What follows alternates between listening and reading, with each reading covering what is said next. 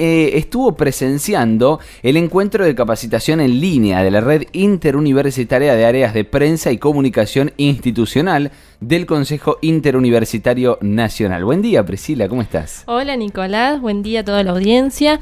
Bueno, la primera... Fue así, ¿no? Sí, ¿Estuviste presenciándolo? Sí, de manera virtual, por Obviamente. supuesto. Bueno, fue un encuentro que se realizó el día miércoles y donde hubo distintos disertantes que tenían que ver con este vínculo entre comunicación y universidad. Sí. Algunos expusieron, por ejemplo, cómo están manejando el tema de la comunicación desde sus universidades, ya sea la comunicación interna o la comunicación hacia el exterior, hacia la comunidad en general.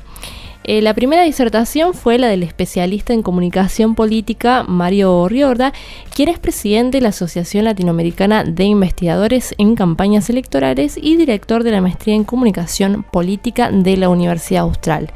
Su disertación se tituló Ciudadanía y Cultura de Riesgo. Es muy interesante lo que él plantea acerca de este tema. Primero, explico que el riesgo significa modificar hábitos o conductas para evitar la vulnerabilidad ante un peligro. Por ejemplo, el peligro que representa una pandemia. Destacó que en nuestro país no se ha instalado una cultura del riesgo o políticas públicas de riesgo. Una cultura de riesgo, en palabras de Riorda, requiere sociedades cooperativas y requiere también un sistema de comunicación del riesgo. El especialista consideró que el miedo es una herramienta fundamental en la comunicación de riesgo, un motor de persuasión necesario para modificar el nivel de alerta de la ciudadanía ante un peligro potencial o real. Y explicó que el objetivo de esta comunicación de riesgo es modificar un hábito o una conducta. Por supuesto que se refiere a un manejo absolutamente prudente del miedo que no genere, por ejemplo, alarmas indebidas, sino que ayude a cambiar conductas. Lo escuchamos. Escuchamos ahora a Mario Riorda. Hay que entender en primer término qué significa el riesgo. Porque el riesgo significa que modificamos hábitos o conductas. Significa que a partir de vulnerabilidades, a partir de peligros hipotéticos que podrían dar si todavía no se dan, o peligros reales que ya se están dando, que son efectivos, es donde uno debiera modificar en un estado, si se quiere, en lo que significa en la psicología del estrés, un estado de hiperalerta, ¿sí? Una situación para no caer a esa vulnerabilidad o mitigarla si uno es víctima de esa vulnerabilidad. Por lo tanto, a mí me gustaría empezar sosteniendo una primera afirmación que es muy polémica en el sentido común hacia afuera, pero muy consolidada técnicamente hacia adentro en el mundo académico, y es que el riesgo tiene un motor persuasivo central, no excluyente, es decir, no funciona únicamente, pero sí es central. Sin temor, sin miedo, no funciona el riesgo. Esto significa que hay o debiera haber algunas acciones que tengan que ver con generar estas alertas para producir miedo, ¿sí? Para producir, si se quiere, actos preventivos y además en todas las áreas, ¿sí? Uno de los problemas del riesgo es que se los minimiza, generalmente no hay cultura del riesgo. Si uno lo piensa adentro, y yo quisiera circunscribirme básicamente a las universidades, aunque luego de hablar de algunas cuestiones organizativas, porque necesariamente hablar de un contexto macro, me parece que hay cambios organizativos centrales. Y el primero es instalar una cultura del riesgo, ¿sí?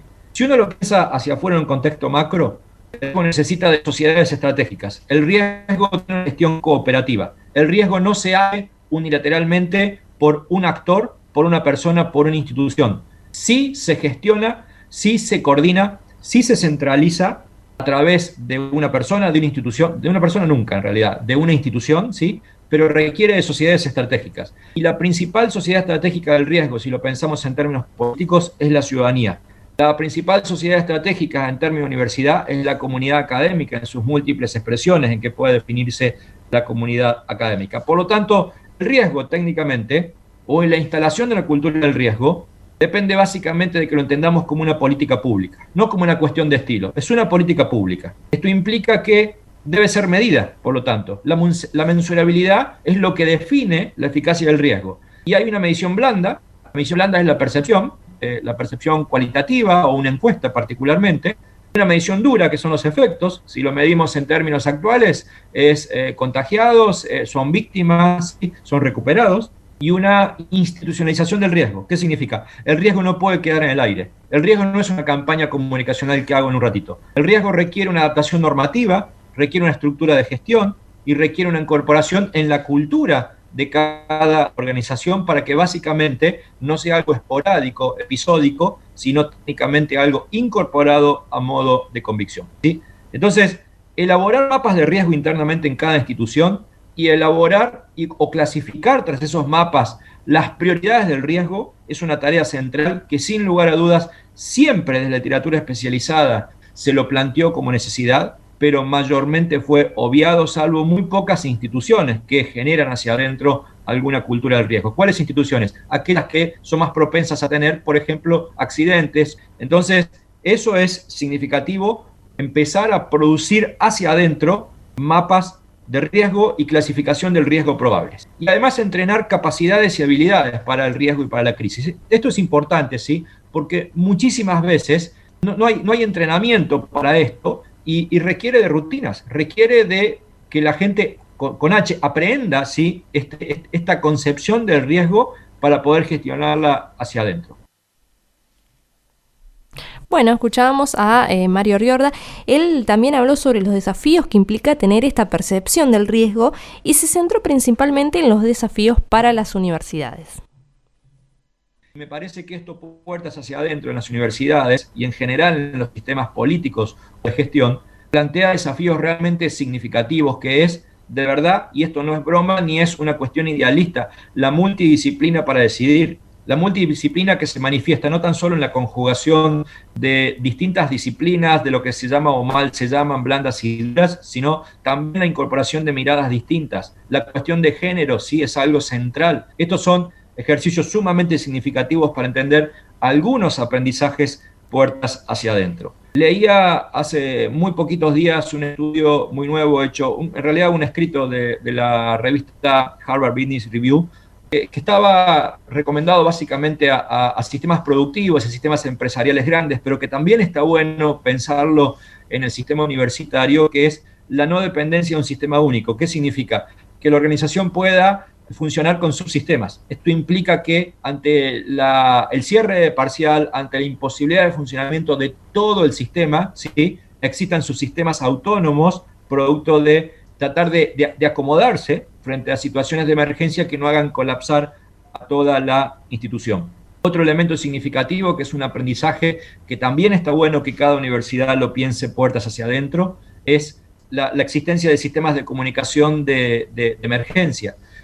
Cuando se mira el caso de Nueva Zelanda, en función de destacar a su primera ministra, que es una líder ya consolidada a nivel internacional, se olvida decir algo importante. Gran parte del éxito en Nueva Zelanda, independientemente de su condición insular, su clima cultural sostenido basado en la confianza pública, que no sucede en nuestra región, tiene que ver con el uso de un sistema de emergencias donde se aprovechó el sistema de emergencia de tsunamis, ¿sí? El sistema de emergencia de tsunamis prácticamente es una réplica del sistema de emergencias norteamericanas para comunicaciones rápidas. Por lo tanto, está bueno también que una cosa es discutir los límites y el miedo que genera el dato biométrico del Estado controlándote en tu vida, y otra cosa es desconocer el peso específico de acciones que tienen que ver con sistemas de comunicación de emergencia en situaciones de colapso. Fíjense que incluso en el nivel nacional, cuando se ensayaron respuestas masivas en términos de plataformas, recuerdo una que curiosamente ni siquiera fue la más masiva, que fue el permiso para circular entre jurisdicciones en el país, colapsó el sistema. Esto evidentemente implica que los sistemas de comunicación de emergencia y mucho más con el soporte universitario debieran existir previamente, ¿no? Lo otro importante es un reconocimiento, y sobre todo aquí hay mucho de comunicación, que empiecen a pensar de alguna manera que lo que viene ahora es una comunicación de tipo pedagógica, ¿sí? Yo hace un rato decía con mucho énfasis que el miedo es el factor persuasivo central de la comunicación de riesgo, pero no funciona solo con el miedo. ¿Por qué?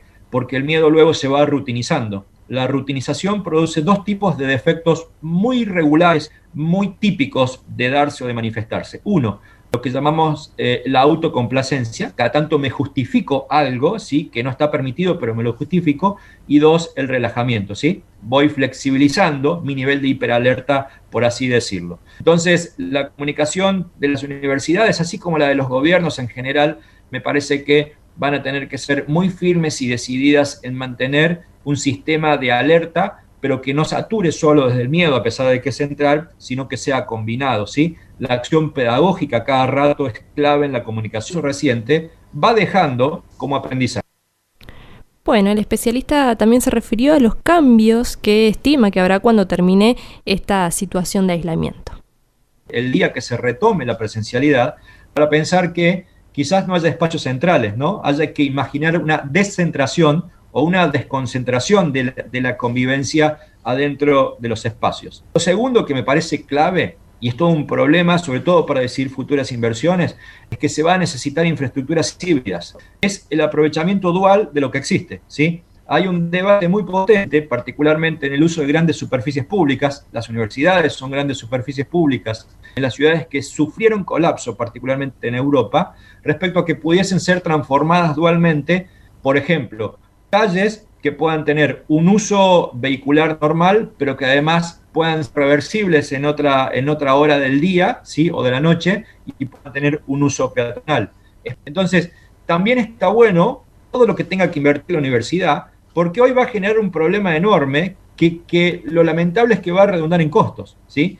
¿Qué es? Es que se va a romper en parte la escala. Yo tengo aulas para 40 personas que de golpe van a tener que entrar 10 o 15 el día que se recupere la normalidad. Y a esto se le suman algunas cosas que a mi entender son sumamente interesantes. Primero, algunos cambios de gran escala en la conducta que también van a implicar hacia adentro un proceso comunicacional adentro de las universidades y hacia afuera sumamente novedoso, ¿no?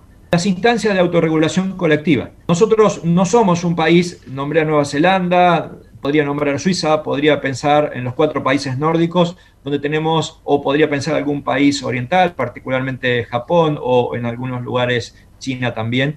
No tenemos alto nivel de confianza pública, ¿sí? O confianza social, que nos establecemos positivamente, proactivamente frente a normas. Entonces, esto significa que hay que ir hacia procesos de autorregulación colectiva. Antanas Mockus, ex rector de la Universidad Nacional de Colombia, ex alcalde de Bogotá, estableció algunos procesos muy novedosos e innovadores de autorregulación colectiva en una Bogotá desordenada y violenta, ¿sí? Él tenía una frase de cabecera, era filósofo y matemático, tenía una frase de cabecera que es: primero crear una esfera, la esfera personal de la autoconvicción, de la conciencia. Si esa esfera falla, pasar a la esfera de mi familia, de mis íntimos, de la sociedad, y si esa esfera falla, pasar a la esfera del Estado y la policía, en ese orden, ¿sí?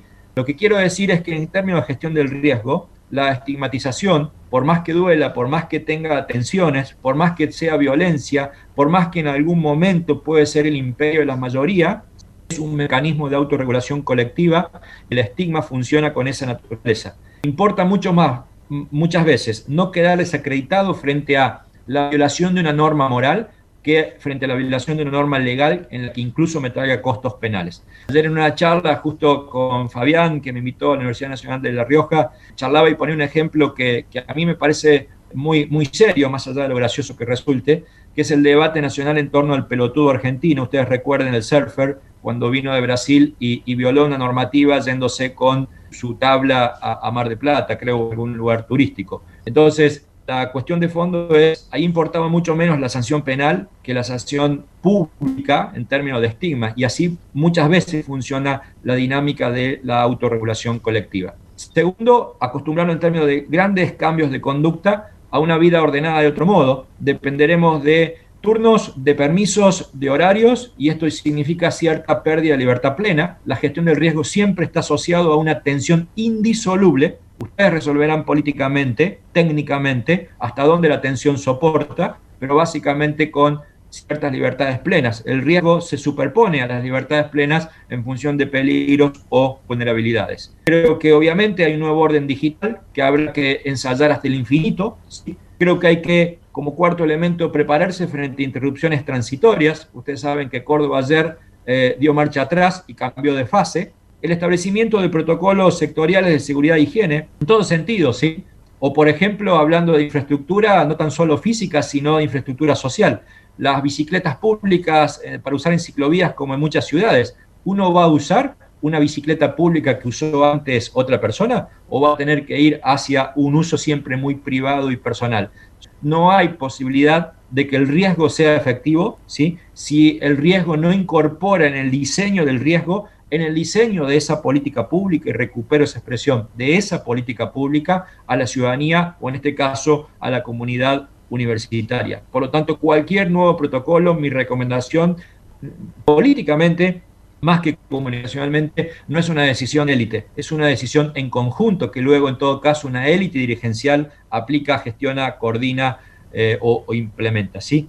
De un público mayoritariamente joven, no es el único público, está el docente, el no docente o la comunidad académica que consumíamos, y límites también como un último punto de estos cambios de escala o de gran escala en la conducta, son límites a la circulación. La experiencia internacional es muy clara en esto, en el sentido de que, especialmente tras lo que deja el brote epidemiológico a una escala significativa, y nunca hubo una escala como esta, por lo menos en estos últimos tiempos, yo diría se bloquea la circulación en términos no tan solo humanos, sino de comercio, de cierres parciales de frontera, incluso de circulación cultural, ¿sí? Empieza a generar ciertas tensiones o resabios culturales entre naciones o entre regiones, y esto también va a impactar a lo turístico. Por lo tanto, piensen no tan solo en la cantidad de alumnos que vienen y se desplazan hacia ustedes, sino piensen también en los docentes que viajan, ¿no? Cómo todo esto literalmente va a modificarse, de arranque va a generar un encarecimiento. Piensen, por ejemplo, del lobby de IATA, la Asociación Internacional de Agentes de Aviación, ¿sí? Que ya plantea que si solamente a los aviones le sacan el espacio del medio, la tarifa crecería hasta un valor promedio de un 56% estimativamente. Como pudimos ver, en un pase muy acelerado por múltiples temas, vamos a estar atravesados ya concretamente, porque hoy lo estamos, en cambios organizativos, en cambios de infraestructura, preferentemente de corte urbana, que van a impactar, en cambios internacionales y en cambios de conducta. ¿A dónde se centra eso comunicacionalmente? Todo eso es riesgo, ¿sí? Entonces, me parece que la tarea en profesionalizar esta mirada realmente no solo es significativa, sino que ha dejado de ser opcional. Forma parte de una situación obligatoria para pensarse responsablemente hacia adelante desde la política y también, obviamente, desde su mirada comunicacional. Bueno, Mario Borriorda entonces hablaba sobre esta cultura de riesgo, sobre también qué va a suceder después de que pase esta situación de aislamiento, las cuestiones que él plantea que pueden pasar, por ejemplo, que los espacios empiecen a volverse híbridos, que los espacios donde, por ejemplo, antes solo eran calles, solo transitaban autos, que de repente se vuelvan peatonales, claro, y otro tipo de cambios. Él hablaba, por ejemplo, el impacto en lo que tiene que ver con los límites entre los países, y hablaba sobre algo muy interesante que es esto de la autorregulación colectiva, donde, bueno, él ponía el ejemplo de cuando pesa más un estigma, una norma que una ley. Es bastante interesante su mirada sobre este tema, y bueno, él por supuesto que puso mucho énfasis en lo que es la comunicación de riesgo, una comunicación que tiene el objetivo de cambiar conductas, cambiar hábitos, que es bueno lo necesario en ciertas situaciones como esta situación en la que estamos viviendo. Totalmente. Bueno, Priscila, muy interesante el tema, y también nos alegra que hayas estado en esta capacitación, ¿no? Es la verdad muy provechosa, según escuchamos. Muchísimas gracias.